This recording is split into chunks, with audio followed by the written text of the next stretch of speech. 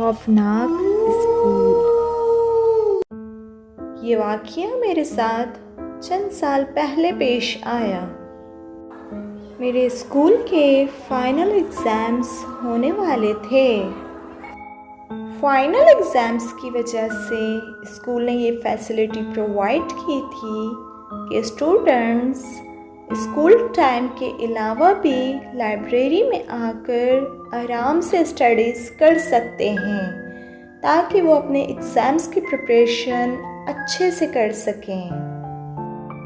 मेरा घर स्कूल के काफ़ी करीब था, तो मैंने डिसाइड किया कि क्यों ना घर में स्टडीज़ करने के बजाय लाइब्रेरी के पुरसकून माहौल में स्टडी की जाए। उस दिन मुझे स्टडीज़ करते करते वक्त का अंदाज़ा ही ना हुआ। मुझे पता ही ना चला कि काफ़ी देर हो चुकी है। लाइब्रेरी तकरीबन खाली हो चुकी थी। मेरा काम अभी थोड़ा सा और बाकी था। सो मैंने सोचा कि क्यों ना अपना ये थोड़ा सा काम पहले वाइंड अप किया जाए, फिर आराम से काम ख़त्म करके घर के लिए वापस निकलती हूँ। यही सोचकर मैं जल्दी जल्दी अपना काम वाइंड अप करने लगी कि अचानक मुझे किसी के कदमों की आवाज़ सुनाई देने लगी। मैंने सोचा कि ज़रूर कुछ स्टूडेंट्स अभी भी स्कूल में ही मौजूद हैं। सो मैंने भी जल्दी से अपना बैग समेटा और लाइब्रेरी से बाहर निकलने लगी। मेरा इरादा अब जल्द अज जल्द घर वापस पहुंचने का था, लेकिन लाइब्रेरी से बाहर निकलते ही मुझे हैरत अंगेज़ तौर पर पूरा स्कूल खाली नज़र आया। मुझे काफ़ी हैरत हुई कि आखिर मैंने जो कदमों की आवाज़ सुनी वो फिर किसकी थी।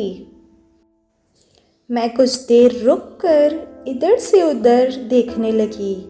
न जाने क्यों मुझे एक अजीब सा खौफ महसूस हो रहा था।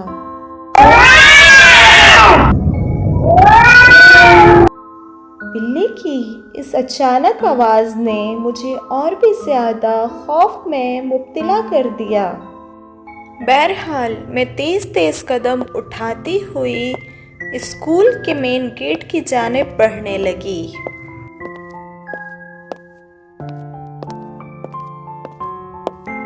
कि अचानक मुझे अपने पीछे किसी के हंसने की आवाज़ सुनाई देने लगी।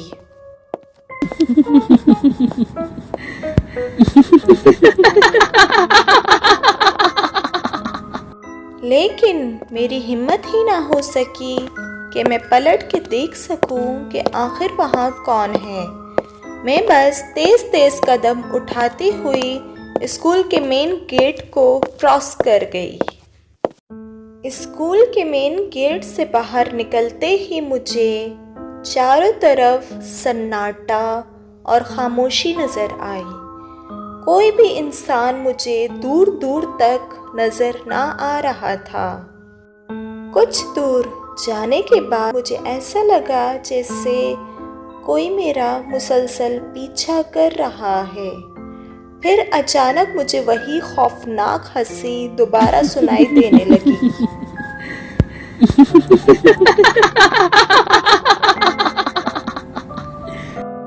इस बार मुझे अपने जिस्म से अपनी जान निकलती महसूस हो रही थी।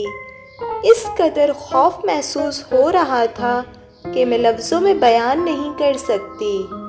मैं बस तेज़ तेज़ कदमों से घर की जानिब बढ़ने लगी कि अचानक एक गली की जानिब मुड़ते ही मैंने जो नज़ारा देखा, मुझे अपनी आंखों पर यकीन न आया। मैंने देखा कि एक अजीब सी औरत धीरे धीरे कदम उठाती हुई मेरे बिल्कुल करीब आ गई। उसका हुलिया बिल्कुल अजीब सा था। अजीब मैले कुचैले कपड़े उसने पहन रखे थे। आंखों में उसके वीरानी थी। ऐसा लगता था कि जैसे वो किसी को तलाश कर रही है। मैंने कुछ देर इंतज़ार किया ताकि वो मुझसे कुछ कहना चाहती है तो कह ले, लेकिन वो बिल्कुल खामोश ही रही। सो मैंने अपना रास्ता तब्दील कर लिया और कुछ देर आगे जाने के बाद मैंने जब पलट कर देखा तो मेरे पैरों तले से ज़मीन निकल गई। वो औरत तेज़ी से मेरी जानिब बढ़ रही थी। ऐसा लगता था जैसे वो मुझे जान से मार डालेगी। मैंने भी देर ना करते हुए घर की जानिब दौड़ लगा दी। घर पहुंचते ही मैंने सुकून का सांस लिया। मुझे लगा जैसे मुसीबत टल चुकी है, लेकिन ये मेरी गलत फहमी थी, क्योंकि वो अजीब सी औरत मेरा पीछा करते करते मेरे घर तक पहुंच चुकी थी।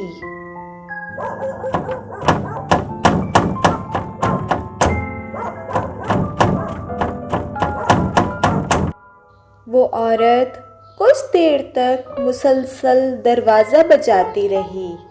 मेरा तो खौफ के मारे बुरा हाल हो चुका था, लेकिन फिर खुशकिस्मती से वहाँ खामोशी छा गई। ऐसा लगा कि वो जा चुकी है।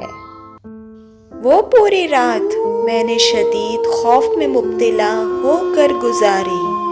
सारी रात ही मैं चैन से सो ना सकी।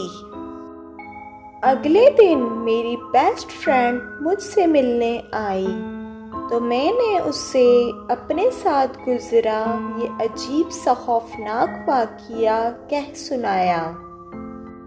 तो उसने मुझे इस वाक़ये से मुतालिक असल कहानी सुनानी शुरू की। उसने बताया कि हमारे स्कूल के करीब ही एक फ्लैट में हस्बैंड वाइफ साथ रहते थे। एक दिन उस औरत को पता चला कि उसके हस्बैंड ने सेकंड मैरिज कर ली है।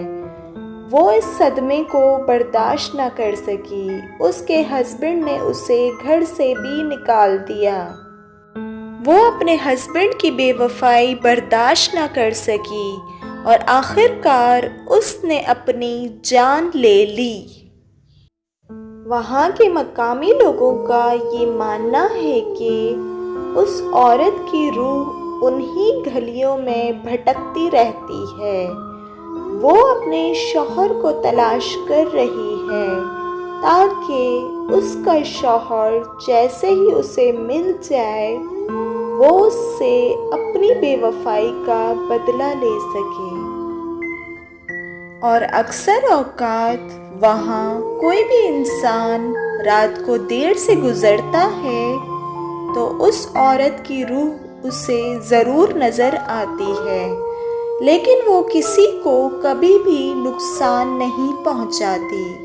उस औरत का मकसद शायद सिर्फ और सिर्फ अपने शौहर से बेवफाई का बदला लेना है।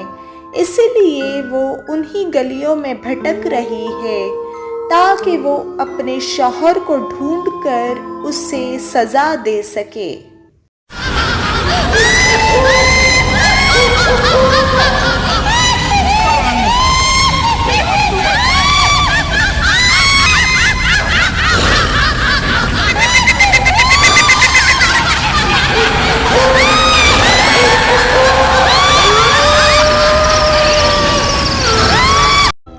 Thanks for watching my video. Please like and subscribe my YouTube channel and click the bell icon. Allah Hafiz.